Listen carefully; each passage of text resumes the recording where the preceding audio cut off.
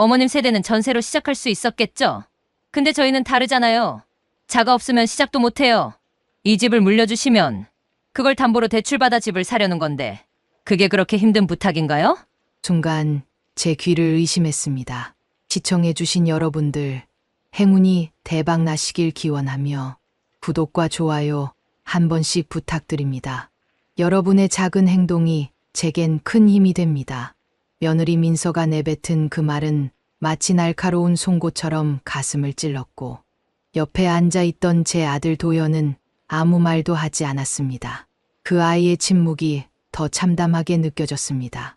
민서가 처음 우리 집에 들어올 때를 떠올렸습니다.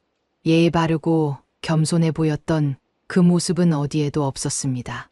이젠 눈도 마주치지 않고 말끝마다 요즘은요, 저희 세대는요라며 나를 낡은 시대의 유물처럼 대했습니다. 잠시 침묵이 흘렀고 저는 조용히 입을 열었습니다. 민서야, 너 지금 그게 할 말이니? 너희가 힘든 건 이해하지만 내가 너희 집까지 해줘야겠니? 그 말에 민서는 피식 웃더니 이렇게 말했습니다. 그럼 어머님은 우리가 평생 전세로 살길 바라세요? 어머니는 자식이 잘 되는 게 보기 싫으신 거예요? 그 순간 저는 더 이상 아무 말도 하지 못했습니다. 분노가 치밀어 올랐지만 눈물부터 나더군요. 가슴이 무너지는 기분이었습니다. 이게 내가 그토록 아껴준 자식과 며느리의 말일 줄이야. 도연을 바라봤습니다. 하지만 그 아이는 고개를 푹 숙이고 말이 없었습니다. 그때 깨달았습니다. 나는 이 집에서 더는 존중받지 않는다는 걸. 나를 사람으로 보지 않는 이들과 더 이상 가족이라 할 수 없다는 걸. 그래서 저는 조용히 그러나 단호히 말했습니다. 도연아, 너도 민서도 당장 이 집에서 나가라. 그리고 다시는 내 앞에 나타나지 마라. 안녕하세요. 저는 올해 66, 이름은 박정임입니다. 살면서 누구에게도 이런 이야기를 꺼낸 적은 없었지만 이제는 누군가에게 털어놓고 싶어졌습니다. 제 인생에서 가장 부끄럽고도 서글픈 이야기. 어쩌면 이 고백이 저와 비슷한 삶을 살고 계신 분들에게 작은 위로가 되지 않을까 싶어 용기 내어 이 이야기를 시작합니다. 자식은 내리사랑이라 했습니다. 그 말을 믿었고 저는 제 전부를 아이들에게 쏟았습니다. 특히 큰아들 도연이는 제 눈물과 땀으로 키운 아이였습니다. 아버지 없이 자란다는 게 아이에게 상처가 되지 않도록 새벽마다 일터에 나가고 손이 갈라지도록 일했습니다. 그 아이가 잘 되기만을 바라며 살아온 세월이 어느덧 수십 년. 그런데 그 도연이의 아내, 그러니까 제 며느리 민서가 제게 요구한 건 집이었습니다. 심지어 그게 그렇게 힘든 부탁인가요? 라는 말과 함께요. 그 말을 들은 순간 저는 생각했습니다. 내가 잘못 살았구나. 사랑만 주면 다 되는 줄 알았는데 그 사랑이 결국 나를 이 지경까지 몰았다는 걸 그제야 깨달았습니다. 그래서 저는 결심했습니다. 남은 시간을 저를 사랑해주는 사람들과 보내기로요. 그리고 더는 나를 깎아내리는 사람들과는 가족이라도 끊기로요. 이 이야기는 바로 그 결심에 대한 이야기입니다.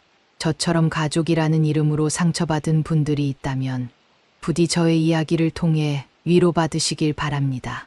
며느리의 그 말이 제 가슴을 파고든 날 이후 제 몸도 이상하게 더 무거워졌습니다. 숨이 차고 피곤함이 쉽게 가시질 않았습니다. 단순히 나이 탓이라 여겼지만 어느 날은 혼자 일어서기도 버겁더군요. 그래서 큰맘 먹고 병원에 갔습니다. 그 결과는 제 인생의 또 다른 절망이었습니다. 환자분 죄송하지만 암이 꽤 진행된 상태입니다. 지금으로선 수술도 어렵습니다. 항암 치료는 가능하지만 남은 시간은 길지 않을 거예요. 6개월 정도 생각하셔야 합니다. 의사의 그 말에 저는 아무 말도 할 수 없었습니다. 귀에선 소리가 멀어지고 의자에 앉아있던 몸은 천근만근처럼 가라앉았습니다. 내가 이제 곧 죽는구나. 이 현실을 받아들이기까지 며칠이 걸렸습니다. 하지만 동시에 마음 한구석에서 이상한 평온함도 밀려왔습니다. 이제는 더 이상 누구에게 맞춰 살 필요가 없겠구나. 남은 시간 누구 눈치도 보지 않고 진짜 나를 위해 살아도 되겠구나. 그리고 그 순간 단 하나의 생각이 떠올랐습니다. 도현이와 민서, 이 아이들과의 인연은 여기서 끝내야겠다. 그 아이들이 나를 가족이라 여기지 않는다면 나도 더는 가족이라 붙들 이유가 없었습니다.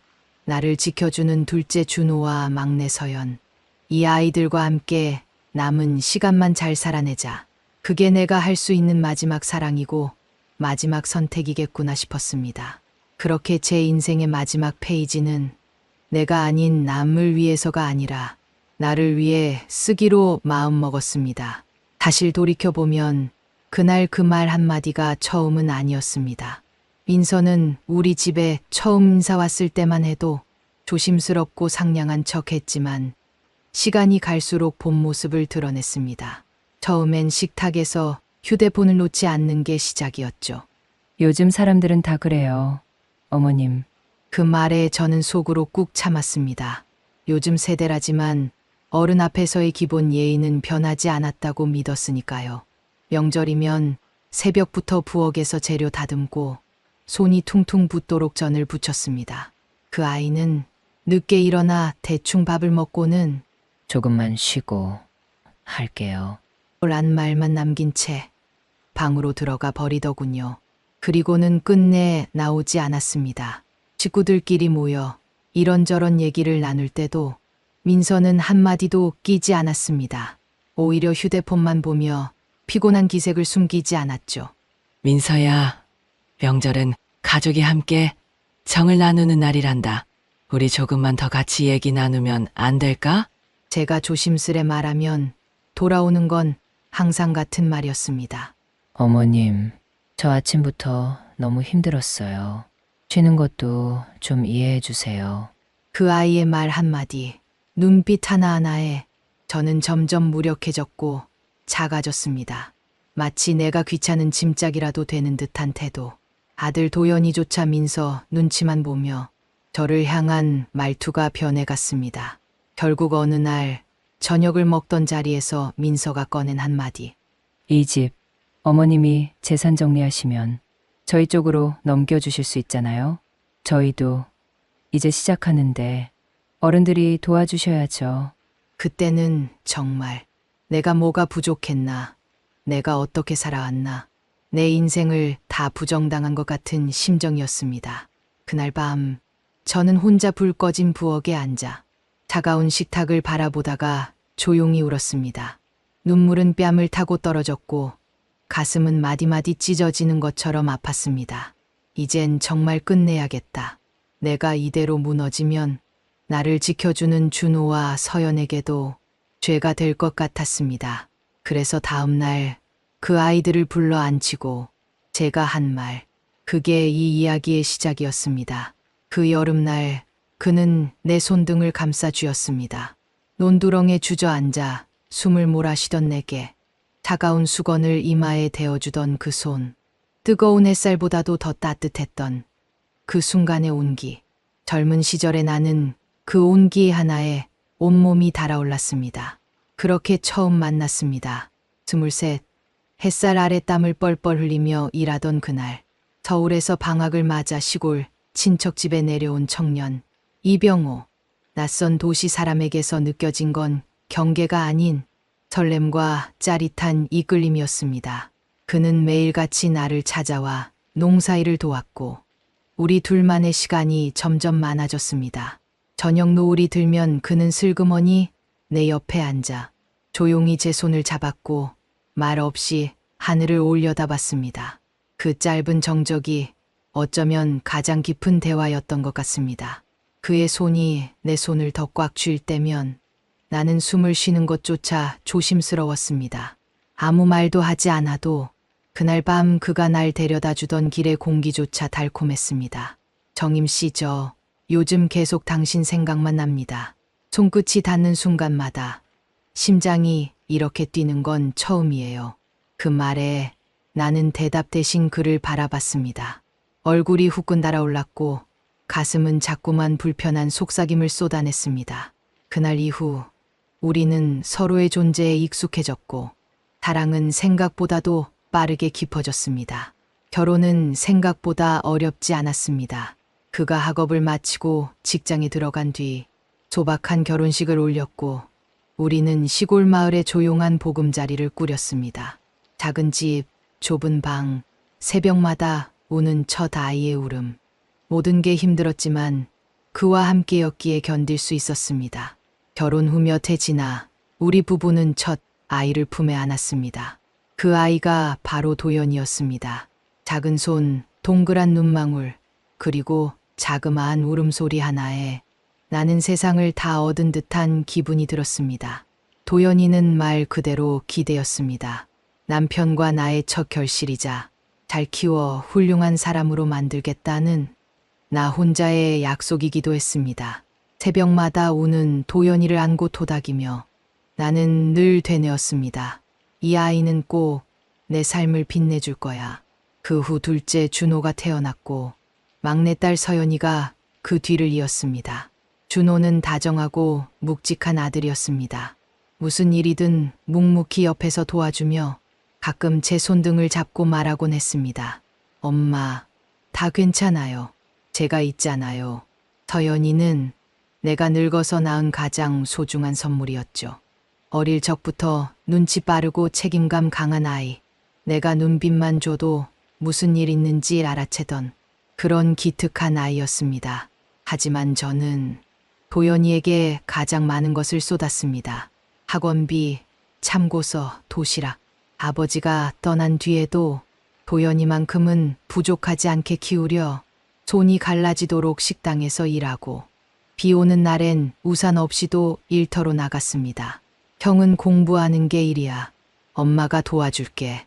그 말로 다른 두 아이에게 미안함을 삼키며 도연이를 향한 기대를 멈추지 않았습니다. 그 아이는 기대를 저버리지 않았고 좋은 대학, 좋은 직장, 그리고 결국 좋은 배우자를 데려오겠다며 가슴을 펴고 말했습니다. 그때까지만 해도 몰랐습니다. 내가 쏟아부은 그 모든 사랑이 결국 나를 외롭게 만들 줄은요. 엄마, 저 결혼하려고요. 같이 미래를 그리고 싶은 사람이 생겼어요. 그 말은 어느 늦은 오후 식탁에 앉아 마주한 도연이의 입에서 나왔습니다. 수저를 들던 손이 멈췄고 가슴 한켠에서 따뜻한 무언가가 피어올랐습니다.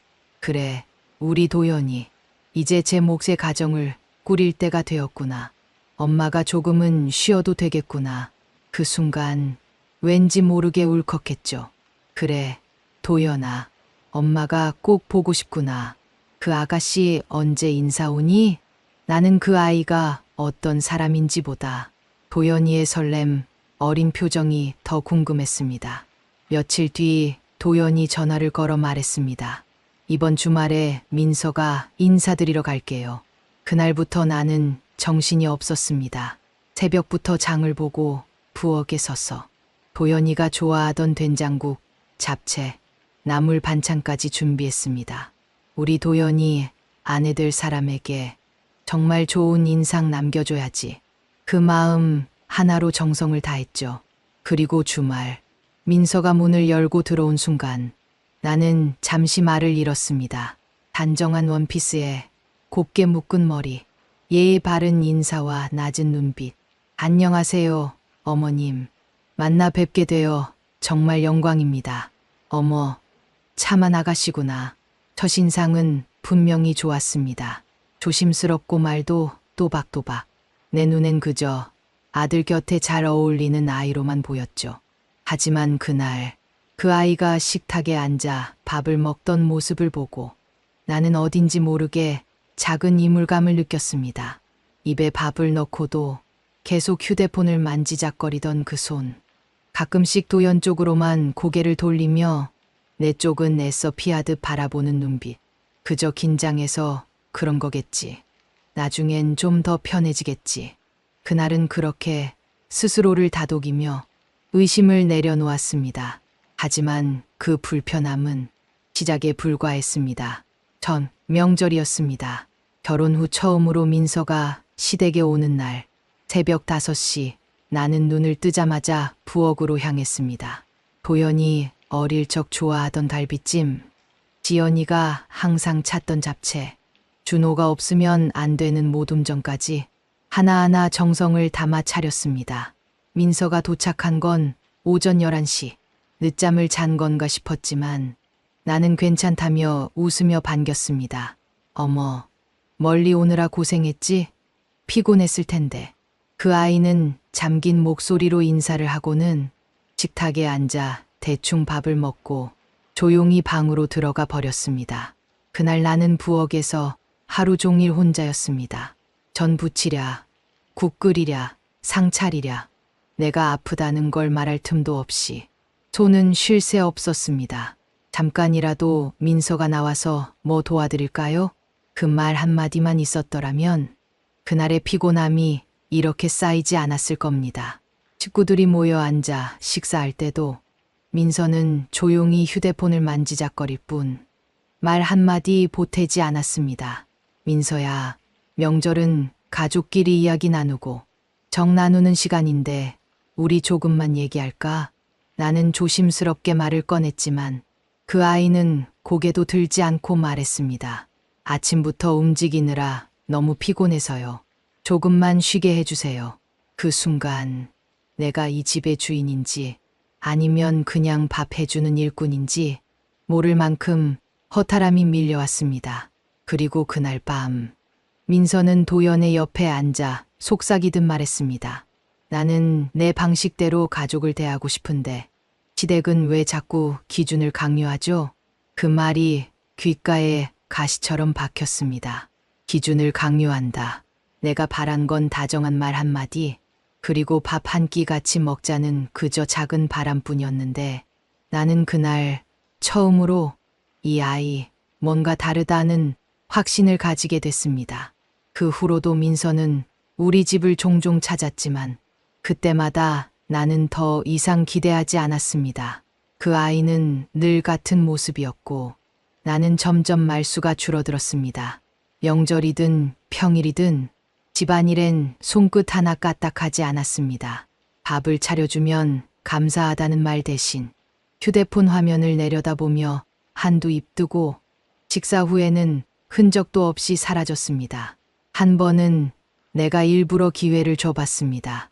당을 물린 뒤 일부러 그릇을 싱크대에 가득 쌓아두고 거실에 앉아 기다렸습니다.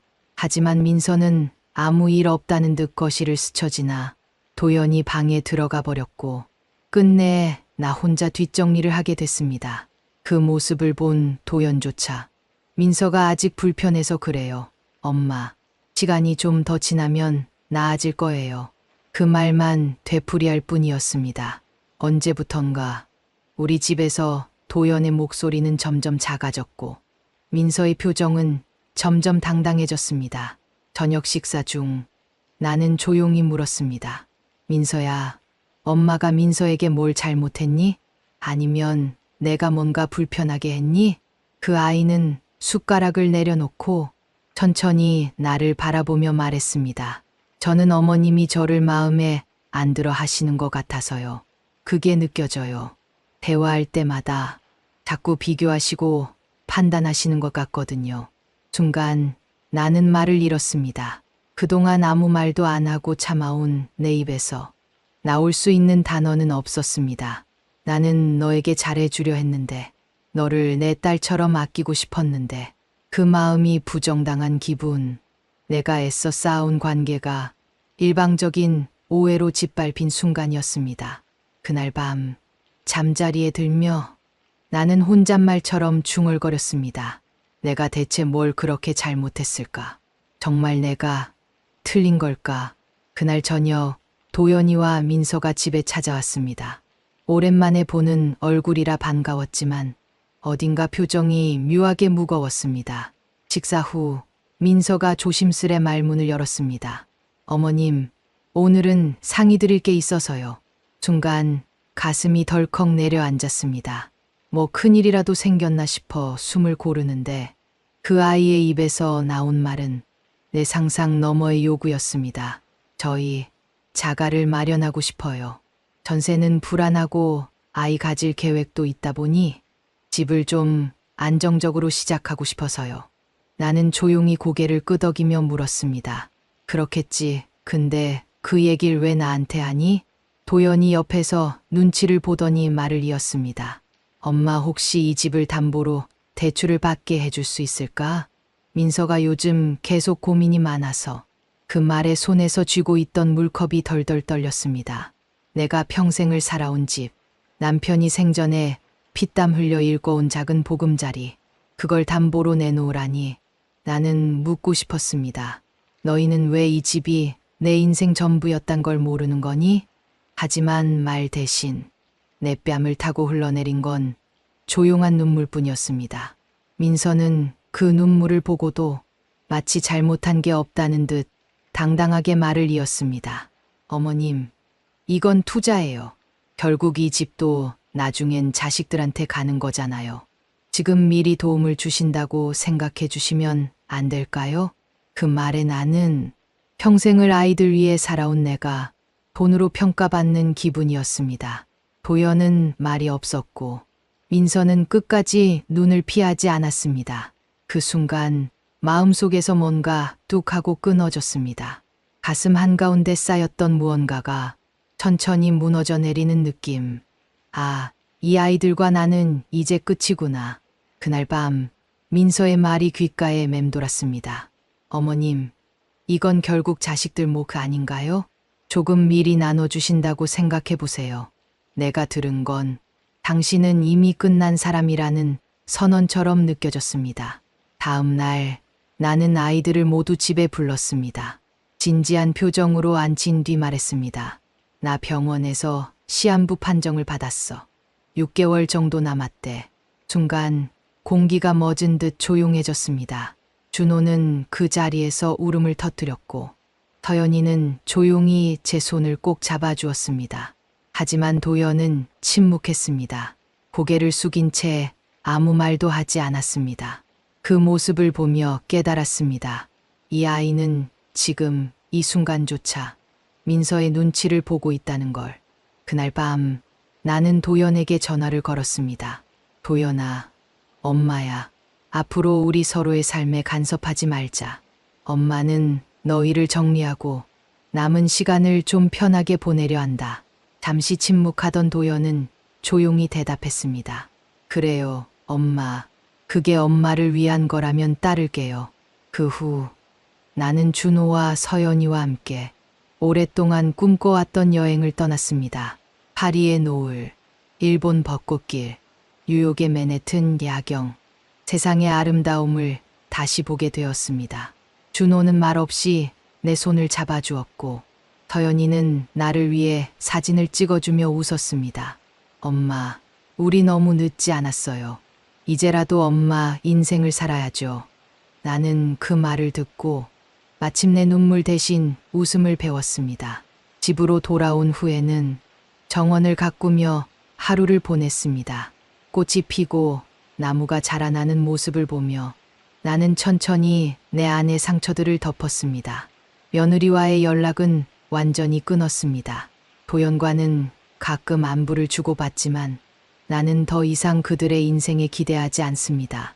내 인생의 마지막은 누군가의 며느리도 시어머니도 아닌 그저 박정임으로 남고 싶었습니다. 여러분, 인생은 너무 짧고 우리 마음은 너무 소중합니다. 가족이라는 이름으로 당신을 무너뜨리는 사람이 있다면 용기 내어 그 인연을 놓으세요. 그리고 자신을 아껴주는 사람들과 진짜 당신의 삶을 살아가세요. 감사합니다. 오늘도 제 이야기를 들어주셔서. 그날 샤워를 막 끝내고 수건을 찾고 있던 제 앞에 누군가가 서 있었습니다. 저는 그대로 얼어붙었습니다.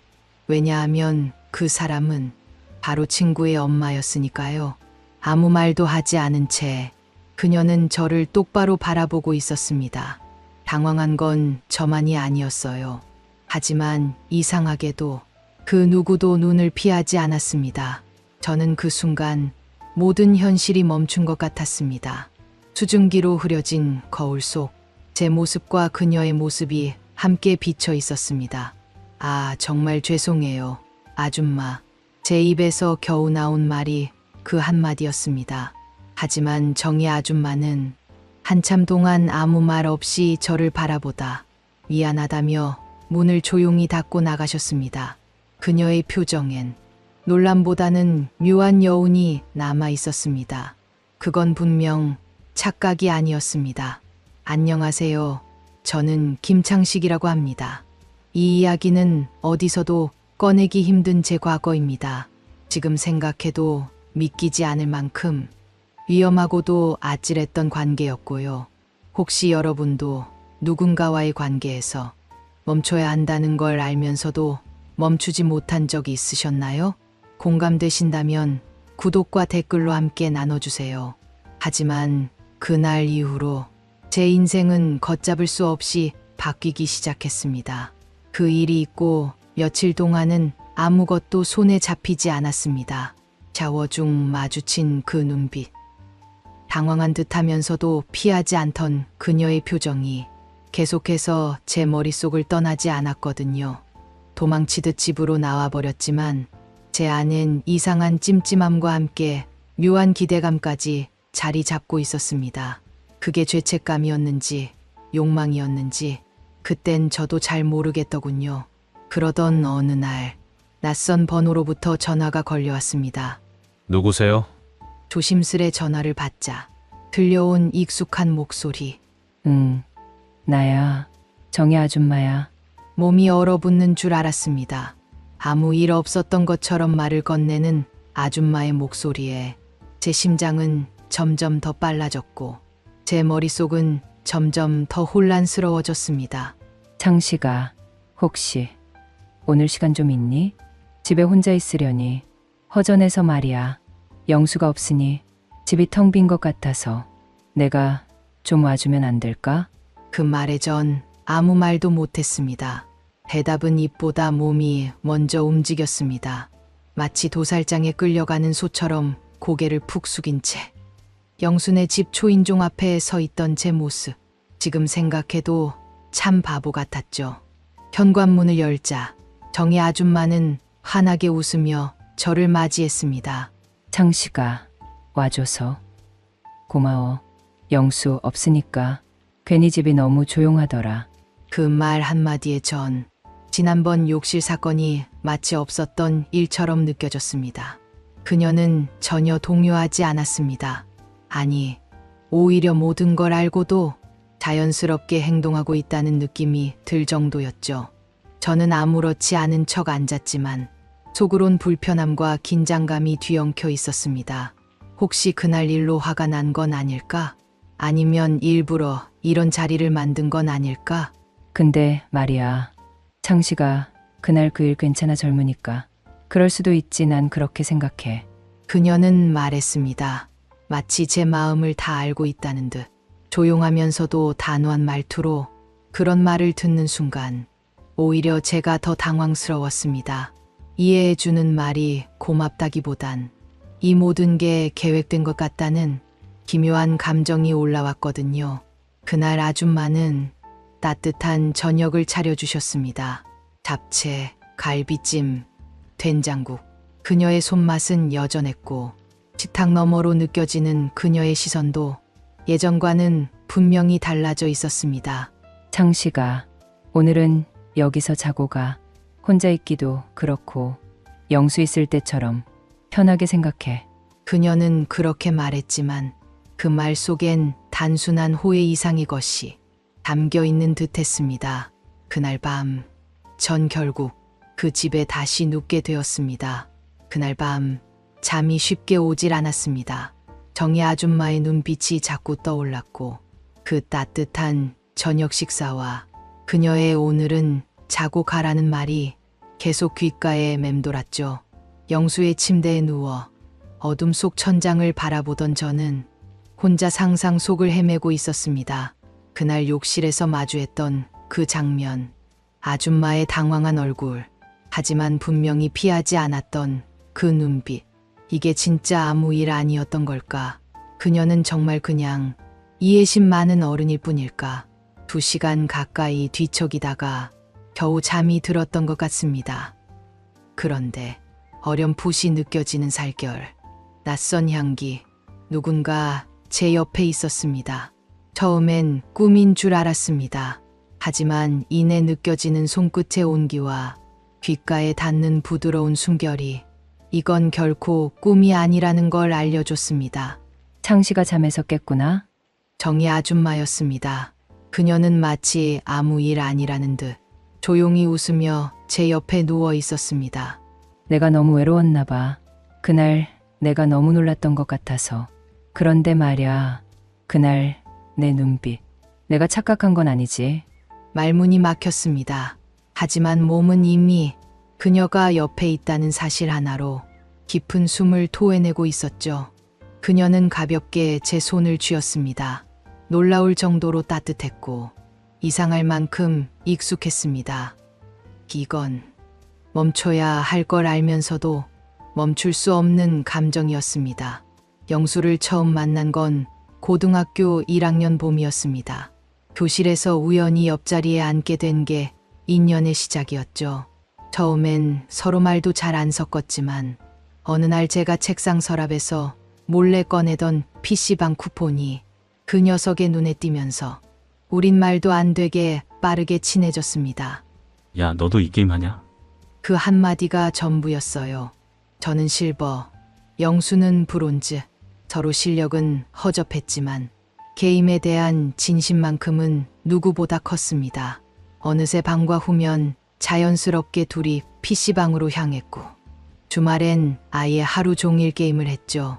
영수는 말이 많고 분위기 메이커였고 저는 조용히 웃는 타입이었지만 이상하게 그 녀석이랑은 말이 참 잘 통했습니다. 저한테 없는 걸 영수가 가지고 있었고 영수에게 부족한 걸 제가 채워주는 느낌이랄까요? 같이 탑정글 돌면서 서로 호흡 맞추고 챔피언 연구하고 골드 한번 찍어보자고 밤새 전략 짜던 그 시절이 지금도 또렷하게 떠오릅니다. 그렇게 우리는 친구라는 단어 이상으로 형제 같은 사이가 됐습니다. 서로의 가족 얘기도 자연스럽게 하게 됐고 그러면서 저는 영수의 집이라는 공간과 그 집의 사람들에게도 점점 익숙해지고 있었죠. 처음 영수네 집에 간 날이 아직도 기억납니다.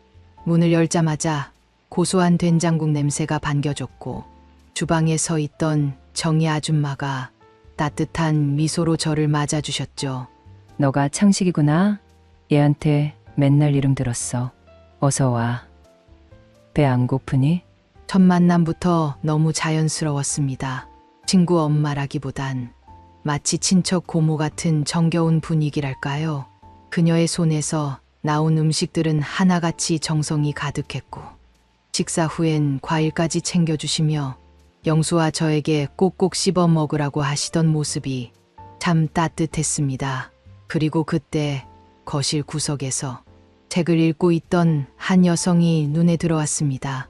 현숙 누나는 처음엔 그저 도도하고 예쁘장한 누나로만 보였습니다.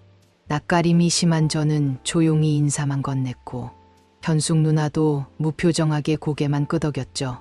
하지만 시간이 지나면서 그녀도 점점 저에게 마음을 열기 시작했습니다.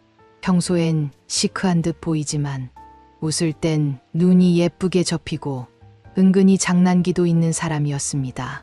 영순의 집은 어느 순간 제게 제2의 집이 되어 있었습니다. 학교를 마치고 집에 가는 대신 그 집으로 가는 게 더 자연스러웠고 정희 아줌마는 그런 저를 자기 자식처럼 대하셨습니다. 창식아, 너도 밥 먹고 가. 배 안 고프니? 그 말 한마디가 그 집의 따뜻함을 그대로 느끼게 해줬습니다. 그때까지만 해도 저는 그 두 사람에게 어떤 특별한 감정을 품을 거라곤 상상도 못했죠. 20살이 되던 해 저는 그동안 몰랐던 감정들을 하나씩 알아가기 시작했습니다. 여자와 연애를 하고 사랑이라는 이름으로 육체의 감정까지 경험하게 되자 그전엔 가족처럼 느꼈던 영순의 집 식구들을 조금씩 다른 시선으로 바라보게 되더군요. 정희 아줌마는 여전히 단정하고 정숙한 모습이셨습니다. 하지만 어느 날 하얀 셔츠 소매를 걷으며 설거지하던 그 손목, 긴 머리를 한 손으로 넘기며 고개를 숙일 때 드러나는 목선. 그런 소소한 모습 하나하나가 왜 그렇게 눈에 밟혔는지 모르겠습니다. 특히 라미네이트한 듯 고른 치아 사이로 번지는 미소. 그 미소 하나에 혈기왕성한 제 몸이 본능처럼 반응하곤 했습니다. 그녀가 제게 웃을 때마다 친구 엄마라는 사실도 잠시 잊게 되곤 했죠. 현숙 누나도 마찬가지였습니다.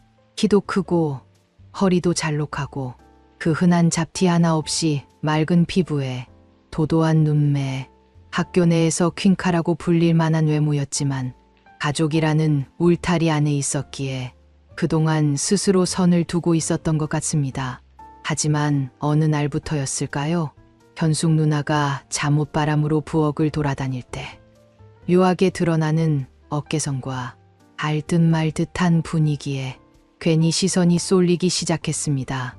이게 옳은 감정은 아니라고 수없이 다 잡아도 제 안에선 더 이상 그들을 단순히 누나, 아줌마라고 부를 수 없게 돼버린 겁니다. 그날도 영수네 집에서 자게 됐던 밤이었습니다. 군 입대를 하루 앞둔 영수와 마지막 밤을 보내고 술을 마신 뒤 몸이 찝찝해 혼자 욕실로 들어갔습니다. 샤워를 마치고 수건을 찾으려는 순간 눈에 띈 낯선 물건 하나, 수건거리에 조심스레 걸려있던 아찔한 속옷 한 벌이었습니다. 여성용, 분명히 그 순간 머릿속이 복잡하게 돌아갔습니다. 누구의 것일까? 정희 아줌마? 아니면 현숙 누나? 누구의 것이든 제게는 너무도 큰 자극이었습니다. 상상하지 않으려 해도 이미 제 머릿속은 멋대로 그 속옷의 주인을 그려내고 있었습니다.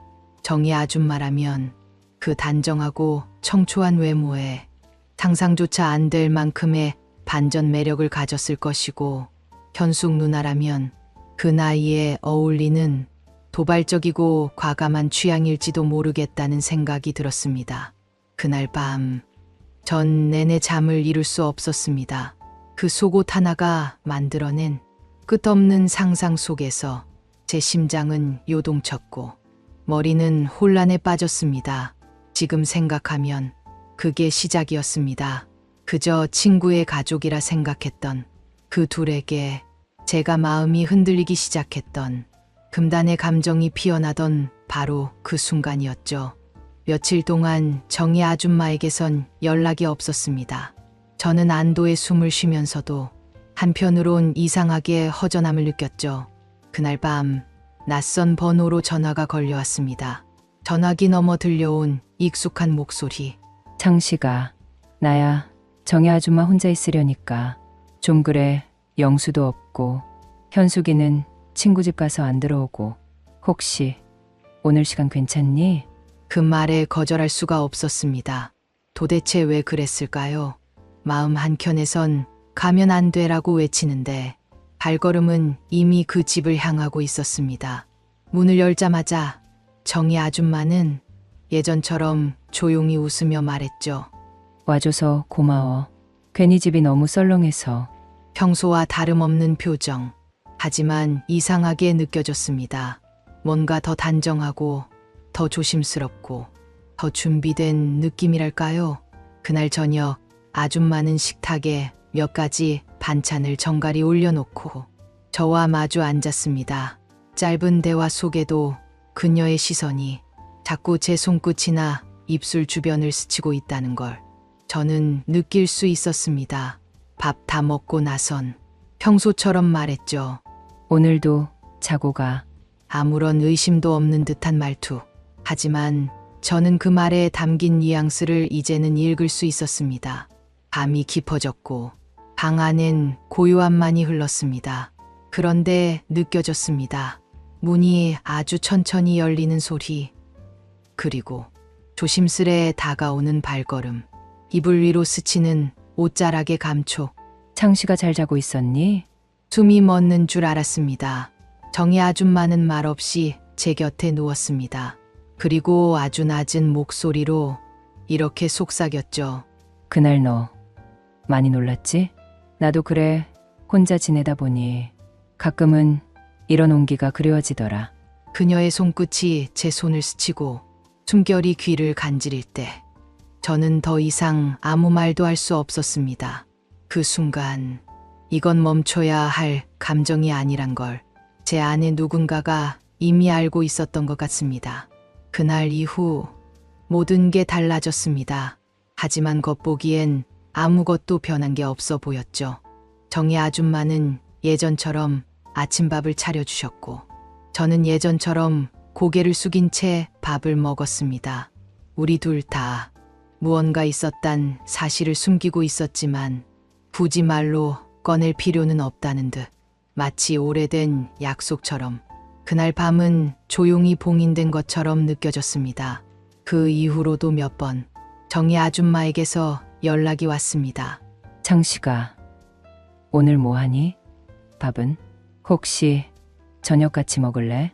그녀는 단 한 번도 직접적으로 어떤 감정도 내비치지 않았습니다. 그저 따뜻하고 친절한 말들. 하지만 그 말 뒤에 숨겨진 또 다른 의도는 이제 더 이상 감출 수도 모를 수도 없는 것이었습니다. 그녀의 눈빛, 조금 길게 머무는 손길, 무심하게 건네는 말들 하나하나에 묘한 기류가 흐르고 있었죠. 오늘도 자고 가. 그 말은 더 이상 특별하지 않았습니다. 그건 부탁이 아니라 그저 익숙해진 일상이 되어버렸습니다.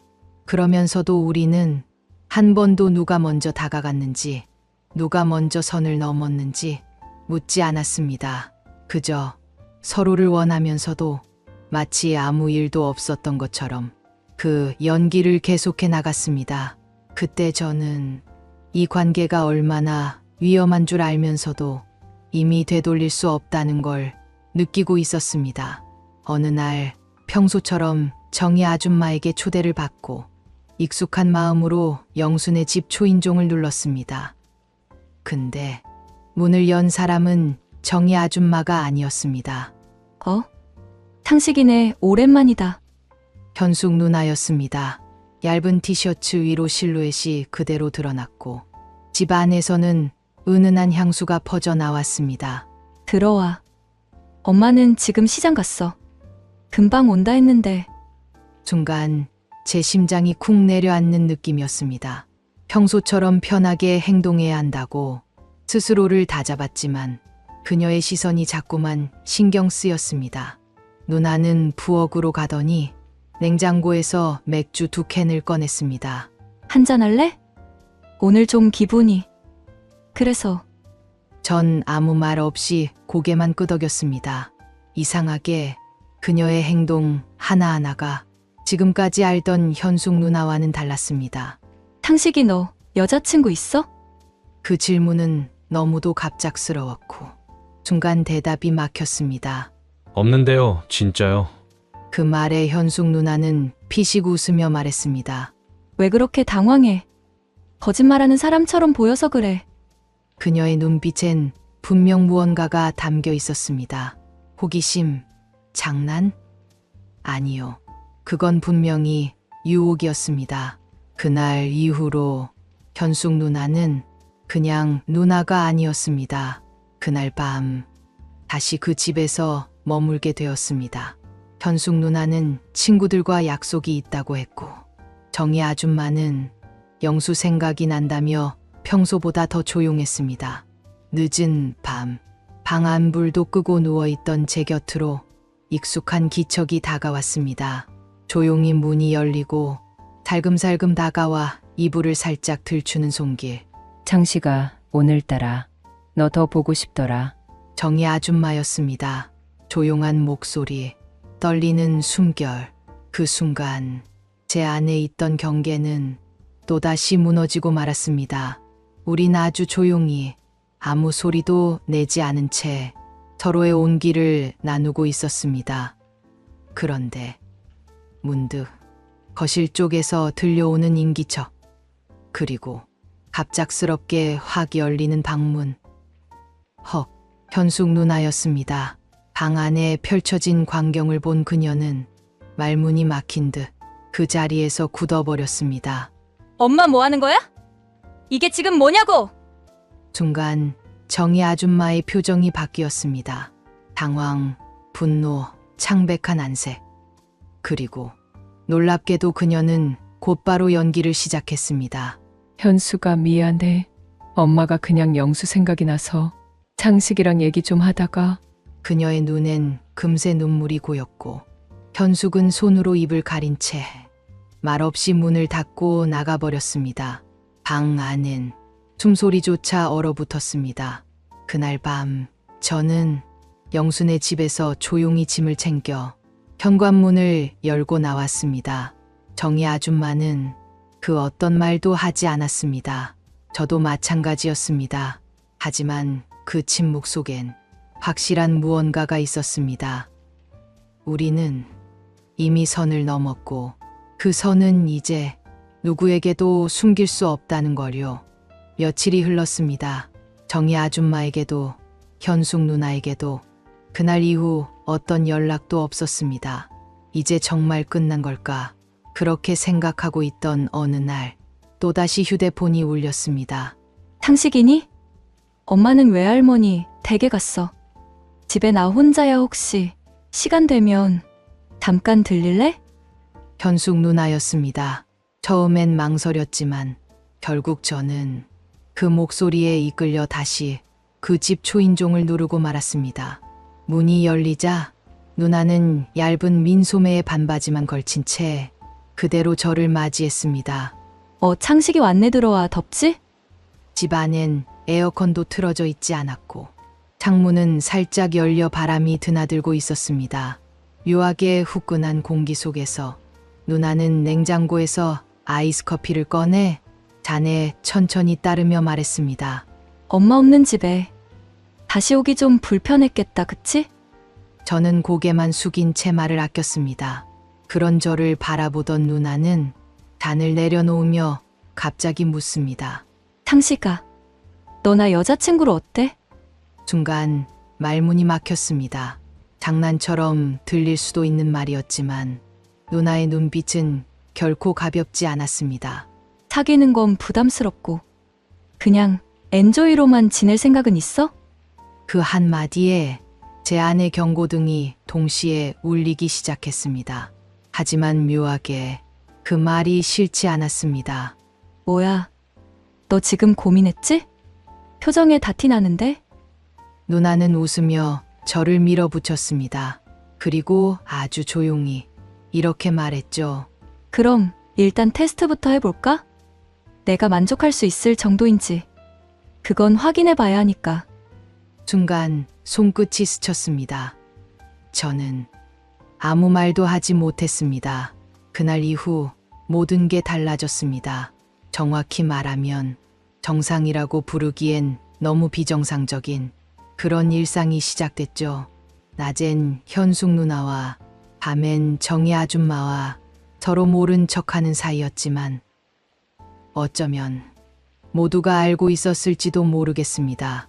현숙 누나는 도도한 듯 보이지만 무서울 정도로 솔직한 여자였습니다. 나 심심한 거 싫어. 그러니까 내가 나 심심하지 않게 해줘야 돼. 알았지? 그녀의 말은 명령 같았고 저는 마치 조련된 강아지처럼 그녀의 눈빛에 반응하고 있었죠. 그 반면 정희 아줌마는 다정함과 절제를 무기로 삼았습니다. 괜찮아, 말 안 해도 다 알아. 넌 지금 이 순간만큼은 내 옆에 있는 거니까. 그녀의 손길엔 서두름이 없었습니다. 하지만 그 느릿한 움직임이 오히려 더 치명적이었죠. 둘 다 전혀 다른 방식으로 저를 끌어당기고 있었습니다. 하루는 아줌마 방에서, 다음 날은 누나 방에서 각자의 공간, 각자의 방식으로 저는 그들 안에 빠져들고 있었습니다. 그때까지만 해도 이게 얼마나 위험한 줄은 몰랐습니다. 아니, 알고도 멈추지 않았던 게 맞겠죠. 매일이 줄타기 같았지만 그 줄 위에 서 있는 제가 그 누구보다 특별한 존재처럼 느껴졌거든요. 그날도 어김없이 현숙 누나와 함께 있던 오후였습니다. 정희 아줌마는 약속이 있다며 점심 무렵에 집을 나섰고 저와 현숙은 둘만의 시간을 보내고 있었죠. 방 안에는 조용히 흘러나오는 음악과 커튼 사이로 들어오는 햇살, 그리고 누나의 웃음소리, 우리 둘만의 은밀한 공간 같았고, 저는 그 순간만큼은 모든 위험을 잊고 있었습니다. 근데 덜컥 문이 열리는 소리, 순간 시간이 멈춘 듯 했습니다. 장식이, 현숙이? 그 자리에 정희 아줌마가 서 있었습니다. 그녀의 눈엔 믿을 수 없다는 놀람과 배신감이 한꺼번에 섞여 있었습니다. 엄마 이건 누나는 당황의 말을 더 잇지 못했고, 저 역시 숨도 제대로 쉴 수 없었습니다. 정희 아줌마는 조용히 방 안을 둘러보다 저에게 다가왔습니다. 넌 대체 어떤 놈이야? 그 말과 함께 정희 아줌마의 손이 제 뺨을 후려쳤습니다. 찰싹 소리가 울리고 방 안 공기가 싸늘하게 식어갔습니다. 아줌마, 죄송해요. 그 말밖에 나오지 않았습니다. 정희는 아무 말 없이 그대로 문을 닫고 나가버렸습니다. 그날 저는 그 집에서 다시 쫓겨났습니다.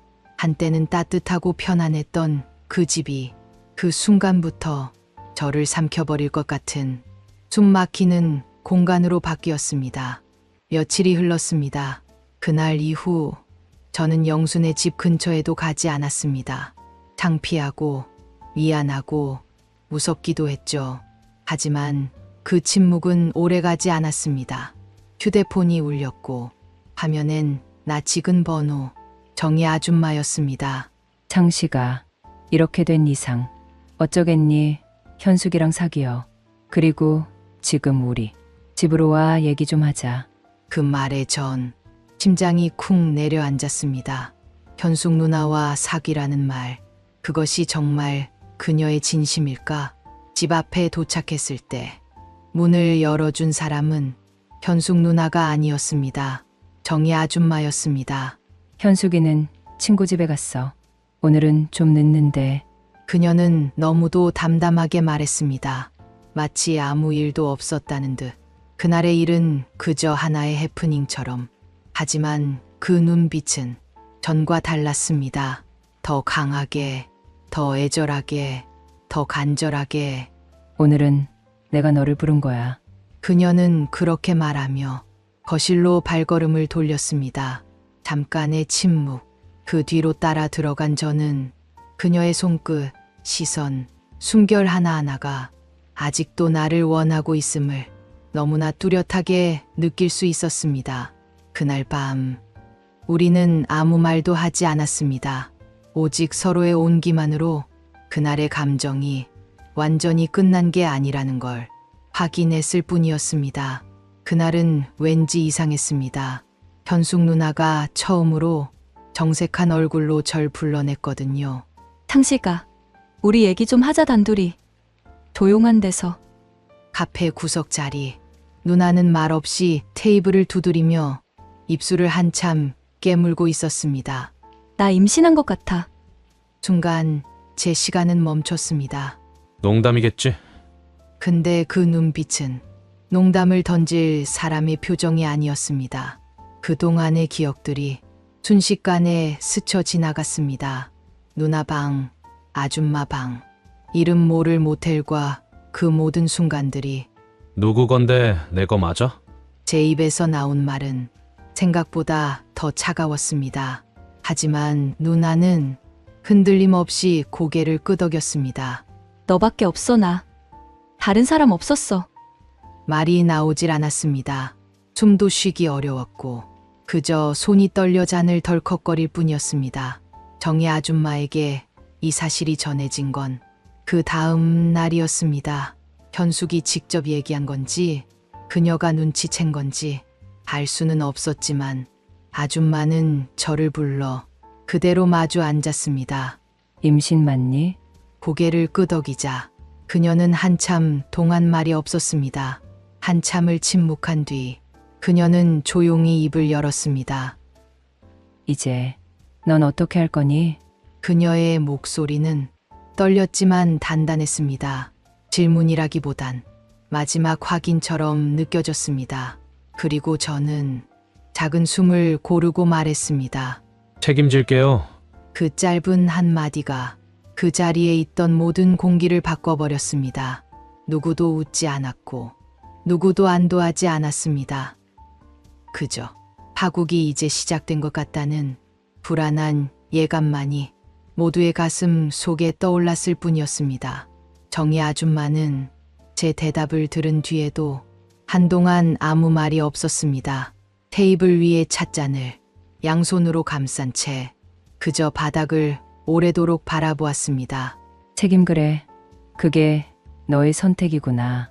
그녀는 나지막하게 혼잣말처럼 중얼거렸습니다. 그러곤 조용히 현숙이 방을 향해 눈길을 돌렸죠. 현숙이, 너 정말 괜찮겠니?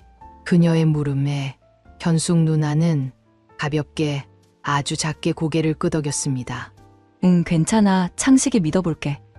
그 대답은 희망이라기보다는 체념에 가까운 안도의 말이었습니다. 정희 아줌마는 그 말을 듣고는 살짝 고개를 돌렸습니다. 얼굴이 보이지 않았지만 입술이 떨리는 모습이 등 너머로 전해졌습니다. 창식아, 이제 정말 철이 들어야 해. 그녀의 목소리엔 미련과 안타까움 그리고 어쩔 수 없는 체념이 함께 묻어났습니다. 그 말에 저는 아무 말도 할 수 없었습니다. 이 상황이 정말 나에게 책임이었는지 아니면 도망칠 수 없는 운명이었는지 그때는 모르겠더라고요. 하지만 분명한 건 이제 되돌릴 수 없는 선택이라는 것. 그리고 그 선택 앞에서 나만이 아닌 두 사람의 감정을 정리해야 한다는 사실이었습니다. 그날 밤 저는 처음으로 정희 아줌마의 눈을 피했습니다. 그녀는 아무 말 없이 방 안으로 들어갔고 그 문이 닫히는 순간 그녀의 마지막 감정이 함께 닫히는 듯했죠. 그날 이후 모든 일은 마치 시간표가 정해진 것처럼 빠르게 흘러갔습니다. 현숙 누나의 임신 사실을 양가 부모님께 알렸고 놀라움과 분노, 실망이 교차한 끝에 결혼은 당연한 수순이 되었습니다. 결혼식장은 정희 아줌마가 알아보았고 혼수는 부모님이 서둘러 챙겼으며 신혼집은 우리의 의사와는 별개로 다 정해졌습니다. 모든 게 누군가 미리 짜둔 각본처럼 정해진 방향으로 흘렀습니다. 저는 정신없이 턱시도 사이즈를 맞추고 청첩장을 돌리며 그냥 그렇게 정신줄 없이 살아냈습니다. 결혼식 날 거울 속 제 얼굴은 웃고 있었지만 전혀 행복해 보이지 않았습니다. 현숙 누나는 눈부신 웨딩드레스를 입고 식장에 섰지만 그녀의 눈빛은 이상하게도 싸늘했고 그 미소는 사진 속 인형처럼 조금도 떨리지 않았습니다. 하객들의 축복 속에 거진 로드를 걸을 때 우리는 서로를 보지 않았습니다. 그저 앞만 보고 걸었습니다. 마치 서로에게 빚을 지고 있는 사람들처럼. 결혼식이 끝나고 피로 연장에서 나오는 그 순간 문득 이런 생각이 들었습니다. 이게 진짜 내 인생인가? 내가 진짜 바란 건 이런 결혼이었나? 하지만 이미 늦었죠. 결혼식은 끝났고 책임은 시작되었으니까요. 결혼 후 우리의 첫날 밤은 따로 없었습니다. 현숙 누나는 임신 중이라 몸이 예민했고 저는 괜히 건드렸다간 더 멀어질까 무서워 말 한마디조차 조심스러웠습니다. 우리는 각자의 방에서 잠을 청했고 아침이면 형식적인 인사만 나누는 사이가 되었죠. 현숙이 눈을 피하면 저 역시 고개를 돌렸고 누군가 먼저 다가가기엔 서로의 마음이 너무 복잡했습니다. 그렇게 하루 이틀 어색한 신혼이 이어졌고 집안엔 늘 조용한 침묵이 흘렀습니다. 그런데 그 침묵 속에서 가끔 과거의 그림자가 떠올랐습니다.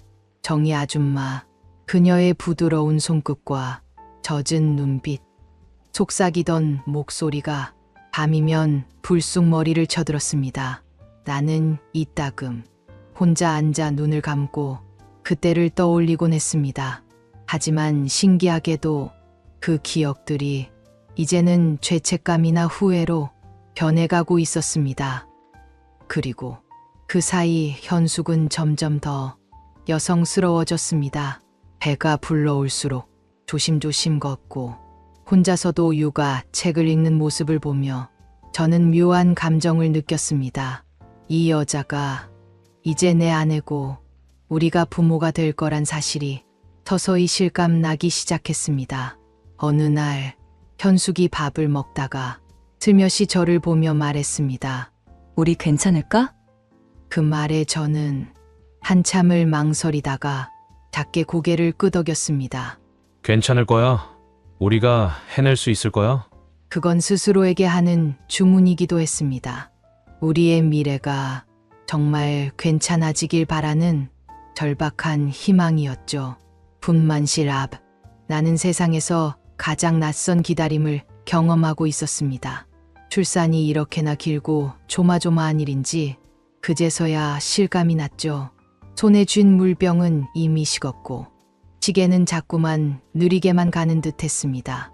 현숙의 비명 소리와 간호사들의 분주한 발걸음, 그 속에서 나는 처음으로 누군가의 아버지가 된다는 게 어떤 감정인지 온몸으로 실감하고 있었습니다. 그리고 마침내 어느 순간 고요를 깨는 울음소리가 들렸고 문이 열리며 간호사가 나를 불렀습니다. 아빠 되셨어요. 축하드려요. 그 한마디에 내 다리는 순간 풀려버렸고 나는 복도 바닥에 주저앉다시피 했습니다. 신생아실 유리창 너머로 보인 아이는 세상 그 무엇보다도 작고 연약했지만 기적처럼 느껴졌습니다. 현숙은 병상 위에서 온 얼굴에 땀을 흘린 채 저를 바라보았고 그 눈빛에는 원망도 미움도 없었습니다. 오직 이제 막 생겨난 우리라는 가족을 향한 조심스러운 애정만이 담겨 있었죠. 그 순간 나는 모든 걸 잊었습니다. 정희 아줌마와의 감정도, 그 아찔했던 순간들도, 그리고 그날 밤 방 안의 숨소리까지 다 사라졌다고 말할 순 없지만 더 이상 나를 휘어잡지는 않았습니다. 그 아이가 눈을 깜빡이는 걸 보면서 나는 묘한 책임감과 동시에 어느새 생겨난 따뜻함을 느꼈습니다. 이 작은 생명이 나를, 우리를 진짜 가족으로 만들어 주는구나. 그렇게 우리 가족은 아주 천천히 조심스럽게 하나의 형태를 갖추기 시작했습니다. 현숙은 아이를 안고 있으면 예전에 도도하고 강한 모습은 온데간데 없고 그저 부드럽고 따뜻한 엄마가 되었습니다. 처음엔 어색하던 포옹도 이제는 자연스럽게 아이를 매개로 이어졌습니다. 나는 아침이면 젖병을 들고 분유를 타며 밤엔 아이의 기저귀를 갈아주면서 이제야 진짜 삶을 배우는 기분이었습니다. 그 과정이 고되고 피곤하고 때로는 짜증이 났지만 그 어떤 순간보다 평온하고 충만했습니다. 물론 완전히 잊은 건 아니었습니다. 가끔 아이가 잠든 늦은 밤이면 창밖을 멍하니 바라보다 정희 아줌마가 떠오르곤 했죠. 그녀가 보여주었던 유혹, 속삭임, 그리고 그 비밀스러운 눈빛들, 그 모든 것이 한때는 내 몸과 마음을 지배했던 기억이었지만 지금은 그냥 아련한 추억처럼 떠올랐습니다.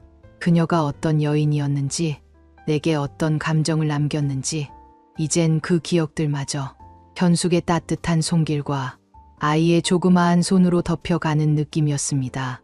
나는 그때 알았습니다. 정희 아줌마와의 관계는 처음부터 진짜 사랑이 아니었다는 걸요. 그건 어쩌면 결핍과 외로움이 만든 착각이었고 위험 속에서 얻는 자극에 빠져든 한낱 유의였을 뿐이라는 것을요. 현숙과의 삶은 다릅니다. 덜 자극적이고 덜 요동치고 덜 극적이지만 그 대신 더 단단하고 더 깊고 더 오래 갈 것 같다는 확신이 들었습니다. 아이가 옹알이를 시작하고 현숙이 아이 이름을 부를 때마다 나는 다시금 다짐하게 됩니다. 이건 운명일지도 몰라. 처음엔 우연처럼 시작된 관계였지만 결국 우리 셋은 가족이 되었으니까요. 세상 사람들의 기준에선 틀린 관계일지 몰라도 우린 우리만의 방식으로 조금씩 배워가며 정말 사는 법을 익히고 있었습니다. 현숙은 어느새 나보다 더 강한 사람이 되었고 나는 그녀에게 기댈 수 있는 가족이 있다는 게 얼마나 큰 위안인지 이제야 알 것 같았습니다. 아이를 재우고 나면 가끔 둘이 거실에 앉아 이전에는 상상도 못했던 이야기들을 나눕니다. 상식아, 이제 정말 어른이 된 기분이야. 현숙의 이 한마디는 그 어떤 말보다 더 깊숙이 박혀왔습니다. 정희 아줌마는요, 가끔 연락이 왔지만 우린 아무 일 없었다는 듯 예의만 남기고 거리를 두었습니다. 그리고 저도 알았습니다. 이젠 그 여자를 바라보는 내 눈빛도 달라졌다는 것을요. 현숙 곁에서 우리는 함께 울고 웃으며 진짜 삶을 살고 있었습니다. 그건 드라마처럼 자극적이지도 않고 화려하지도 않지만 대신 매일 소소하고 따뜻한 순간들로 채워지는 진짜 행복이었죠. 누가 뭐래도 지금의 이 시간이 내겐 세상 어떤 순간보다 소중합니다. 가끔 거실 창가에 앉아 해질녘 노을을 바라보고 있으면 고등학생 시절 처음 영순의 집을 찾았던 그날이 생각납니다. 게임을 하며 깔깔거리던 우리, 그 옆에서 따뜻한 차를 내어주던 정희 아줌마, 도도하고 쿨한 표정으로 날 지나치던 현숙 누나. 그때는 이런 삶이 펼쳐질 거라곤 상상조차 하지 못했죠. 그토록 위험하고 아찔했던 줄타기의 끝에는 파국이 아닌 예상치 못한 시작이 기다리고 있었습니다. 그리고 그 시작은 지금 제 옆에서 작은 손으로 내 손가락을 꼭 쥔 딸아이의 미소 속에서 이어지고 있습니다. 현숙은 여전히 까칠하고 나는 여전히 눈치가 빠르지 못하지만 그래도 우리는 함께 웃고 함께 참으며 매일 조금씩 나아가고 있습니다. 행복이란 게 어떤 특별한 순간에 도달했을 때 비로소 느껴지는 감정인 줄 알았는데 아니더군요. 지금처럼 불 꺼진 방 안에서 세 식구가 서로 기대어 자는 이 순간, 그 안에 모든 답이 있었습니다. 행복은 목적지가 아니었습니다. 그건 지금 이 순간 우리가 살아가는 삶의 방식이었습니다.